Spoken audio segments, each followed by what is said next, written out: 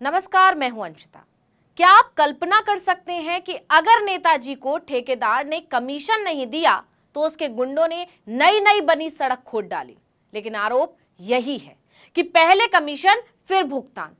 किसने सोचा होगा कि योगी का बुलडोजर अब बीजेपी वालों की रंगदारी, कमीशन खोरी, गुंडागर्दी के लिए भी इस्तेमाल होने लगा है।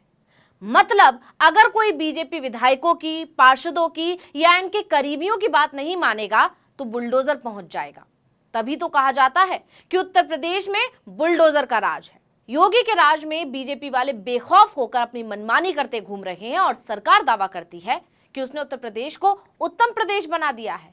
यहां गुंडा राज नहीं है।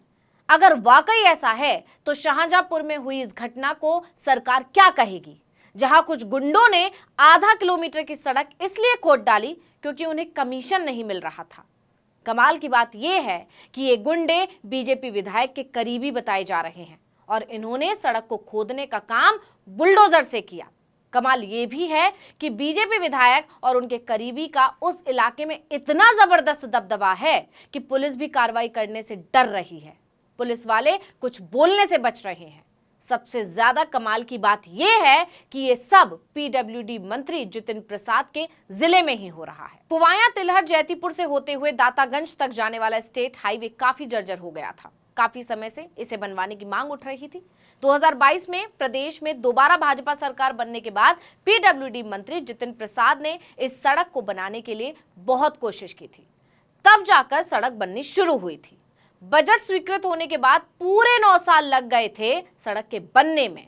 13 फरवरी को खुद वित्त मंत्री के साथ पीडब्ल्यूडी मंत्री ने उद्घाटन किया था, लेकिन इसके बाद पता चलता है कि इलाके के एक भाजपा नेता को कमीशन नहीं पहुंचा तो वो खफा हो गया। पहले तो धमकाया और इसके बाद भी ठेकेदार ने नेताजी को उनका हिस्सा नहीं पहुंचाया तो उसने अपने गुंडों को बुलडोजर लेकर सड़क खोदने में लगा दिया। दरअसल 2 अक्टूबर की रात कुछ लोगों ने बुलडोजर चलाकर सड़क को उखाड़ दिया था। क्योंकि कमीशन मांगने वालों के तार बीजेपी से जुड़े हुए हैं, इसलिए 3 अक्टूबर को विभागीय अधिकारी दिन भर चुप्पी साधे रहे। लेकिन नेताजी को पता नहीं था कि ठेकेदार ठाकुर साहब है, वो भी गोरखपुर के ठाकुर साहब, जहां के मुख्यमंत्री ठाकुर योगी आदित्यनाथ हैं। नतीजा ये हुआ कि सड़क बना रही गोरखपुर की firm Messrs Shakuntala Singh FIR दर्ज करवाने पहुंच गई। इसमें बताया कि राजमार्ग को विधायक के लोगों ने उखाड़ दिया, कर्मचारियों से भी मारपीट की। ठेकेदार ने बताया कि मारपीट के दौरान आरोपी खुद को कटरा विधानसभा से भाजपा विधायक वीर विक्रम सिंह उर्फ प्रिंस का प्रतिनिधि बता रहा था। शिकायत में बताया गया कि ये लोग पिछले कई महीने से कर्मचारियों को परेशान कर रहे थे, उनके साथ मारपीट कर रहे थे, कमीशन देने का दबाव बना रहे थे। ठेकेदार रमेश सिंह ने यह भी बताया कि रोड चौड़ीकरण का कार्य 15 दिन में पूरा हो जाता, लेकिन विधायक के लोग ऐसा नहीं होने दे रहे। पिछले कई महीने से काम में खलल पैदा कर रहे हैं। लेकिन 2 अक्टूबर की रात को तो जगबीर खुद को विधायक का प्रतिनिधि बताते हुए 15-20 लोगों के साथ लाठी डंडों और जेसीबी मशीन लेकर वहां पहुंच गया। कर्मचारियों को लाठी डंडों से जमकर पीटा, उन्हें भगा दिया, काम नहीं करने दिया। यही नहीं, मशीनों और प्लांट में आग लगाने की धमकी दी। प्लांट को हटाने के लिए कार्मिकों के साथ जोर जबरदस्ती की। जेसीबी मशीन से निर्माणाधीन रोड को जगह जगह से खोद दिया। रोड तो टूटी ही, कंपनी को भी नुकसान हुआ। अब पुलिस ने शिकायत के आधार पर विधायक वीर विक्रम सिंह उर्फ प्रिंस के करीबी जगवीर और उसके 15 से 20 अज्ञात लोगों के खिलाफ गंभीर धाराओं में एफआईआर दर्ज कर ली है। पुलिस ने मामले की जांच शुरू कर दी है। क्योंकि मामले में बीजेपी का नाम आ रहा है तो पुलिस और अधिकारी कुछ भी बोलने से कतरा रहे थे। पुलिस का कहना था कि जब लिखित शिकायत आएगी तब देखेंगे। योगी की पुलिस के इस रवैये ने भी सभी को हैरान कर दिया और सवालों के कटघरे में खड़ा कर दिया। खैर, लिखित शिकायत भी पहुंच गई और हंगामा मच गया कि कमीशन नहीं मिला तो बीजेपी नेता के आदमी ने सड़क खोद डाली। इस मामले ने राज्य में योगी सरकार की खूब फजीहत करवा दी है। जो सरकार भ्रष्टाचार को जड़ से खत्म करने का दावा करती है, गुंडाराज को खत्म करने का दावा करती है, उसके राज्य में बुलडोजर के दम पर खुलेआम रंगदारी हो रही है, कमीशन मांगा जा रहा है और ये काम कोई और नहीं बल्कि बीजेपी वाले ही कर रहे हैं। हालांकि मामले में जब विधायक जी का नाम आया तो उन्होंने पल्ला झाड़ने की कोशिश की। उन्होंने कहा आरोप निराधार हैं, किसी के कह देने से कोई किसी का प्रतिनिधि थोड़ी हो जाता है।